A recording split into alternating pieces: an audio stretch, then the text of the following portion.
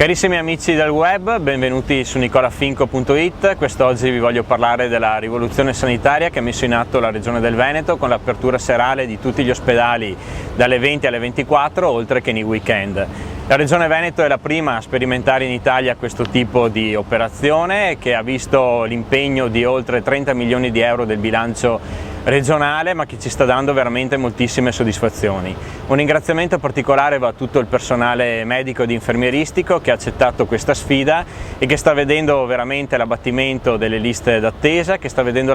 l'ammortamento dei costi delle macchine all'interno degli ospedali, ma soprattutto, è la cosa più importante, è il servizio che noi stiamo dando ai nostri cittadini, cioè che non dovranno più prendersi delle ore di ferie o delle mezze giornate per delle visite o degli esami specialistici. Inoltre questo ci permette anche di abbassare i costi, quindi di evitare l'introduzione dell'aliquota IRPEF, e inoltre è un salto di qualità, un salto di mentalità verso una sanità del futuro, una sanità che ci vedrà essere competitivi non solamente a livello nazionale ma anche a livello internazionale. Vedete che in un periodo di forti difficoltà di bilancio la Regione Veneto sa mettere in campo delle buone idee per dare degli ottimi servizi ai propri cittadini. Questa è una promessa che noi avevamo fatto in campagna elettorale e come vedete noi in Regione Veneto le promesse le manteniamo.